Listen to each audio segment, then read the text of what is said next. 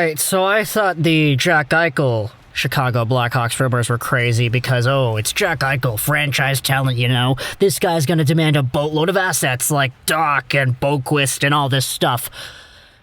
But man, it's not just Eichel where we're kind of looking at packages in that respect. It's Seth Jones too. Seth Jones as well, because, as you know, the Chicago Blackhawks freed up a whole bunch of salary cap space by trading away Duncan Keith to the Edmonton Oilers in exchange for Caleb Jones and a third-round pick. I just can't believe I said that out loud. You traded away Keith. He's 38 in a few days, and he's making 5.5 AAV until 2023. For a serviceable, somewhat defenseman and a draft pick, my goodness, I can't believe you actually got that done. But the big incentive as to why they wanted to go out there and acquire Caleb Jones, specifically from the Oilers, was because they want to trade for Seth Jones too. Seth Jones, Columbus Blue Jackets defenseman, his reputation is really different from the way that a lot of people like to view this guy.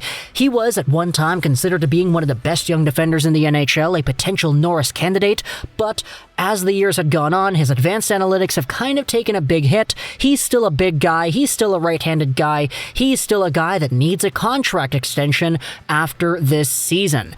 And he already made himself known publicly that he's not going to re-sign with Columbus, so the Columbus Blue Jackets are now trying to trade him. So, take a look at what we have over here. Seth Jones in the profile. Just not even going over the regular advanced analytics because those can paint an entirely different story over here. Seth Jones, in this season of NHL play, 28 points, 56 games. Okay, cool. He had 30 points in 56 games last year. However, you could see the minus 18 right there. A lot of people would be quick to point out just the overall play on the ice has been kind of worse than it had been before. Now, maybe it's because he's playing on the Blue Jackets, who are the worst team in their division. Either or, his play has not been as good as before.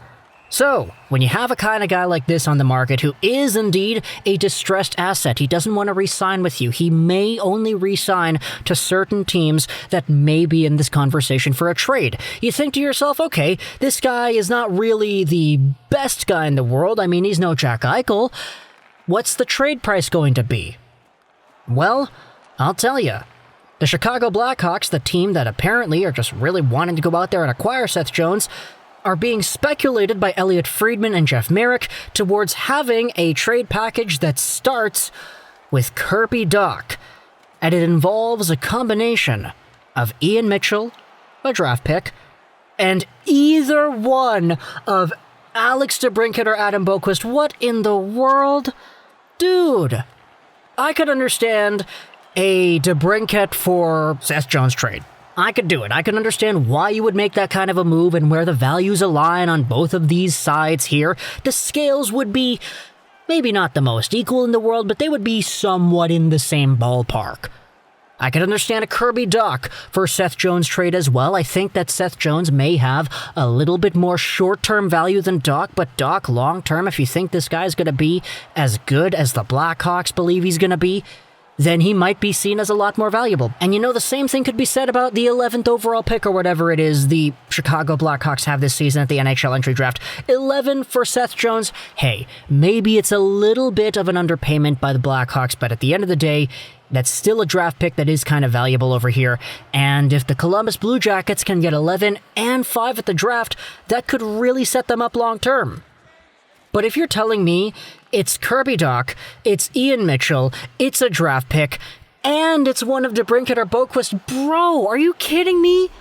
Is this little thing that Friedman and Marek are saying, is this what the Blackhawks are trying to go out there and send over to Columbus for Seth Jones? Dude, if that's the case, then it really just screws with my entire perception of the trade market and how I see NHL trades going down.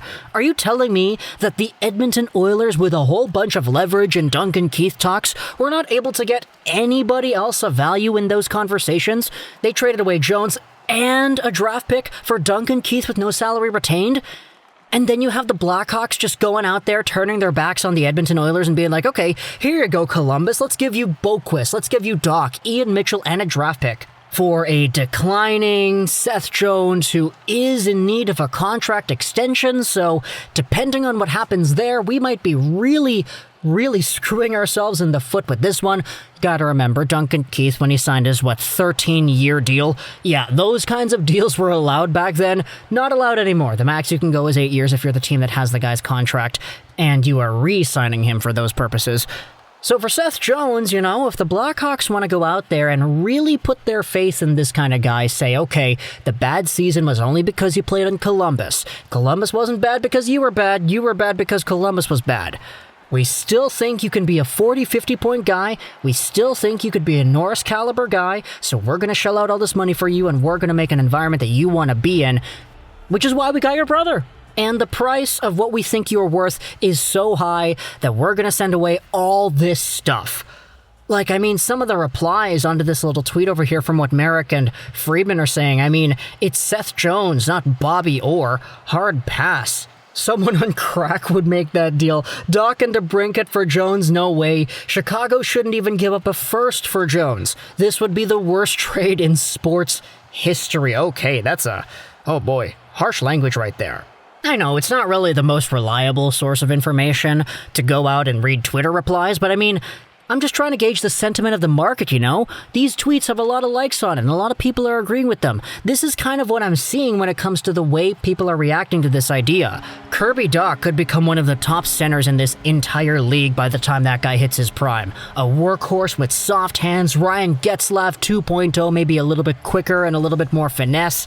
You have maybe Adam Boqvist, who could become a really good NHL defenseman. We had the comparisons, Hughes versus Boqvist. It was Quinn Hughes and Adam Boqvist back in 2018, neck and neck. The conversations were going high. Who would you rather have, the left-handed American or the right-handed Swedish sniper in Boqvist?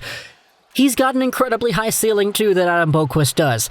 Alex DeBrincat, we already know how good this guy is. He's a 40-goal guy in the NHL. What more do you want? He's 23 years old, and you want to trade this guy already for Seth Jones, of all people? Not to mention Ian Mitchell, too, who was crazy good for the University of Denver the previous few seasons, and who made his NHL debut this season while not being too shabby. Ah, man, all this stuff combined, maybe even with the 11th overall pick, who knows? It's the kind of thing where it's if you told me this was a trade for Jack Eichel, I could honestly have a pretty easy time believing you. Sure, DeBrincat and Dach and other stuff, it's absolutely a lot, but for Jack Eichel, you kind of have to pay a price for a guy who's going to be that good. For Seth Jones, though? Dude, oh man, if it's the Blackhawks going out there and offering this package to Columbus, Jarmo Kekalainen, you better say yes as soon as you can. And if it's Jarmo Kekalainen himself asking for it, hey, I guess it could be a negotiation tactic. Maybe you're trying to go out there, get as much as you can, so you start out with a bigger amount than what your asset probably is legitimately worth. So the beginning offer is so above and beyond big that by the time you cut it down, you end up with an offer that is still pretty big.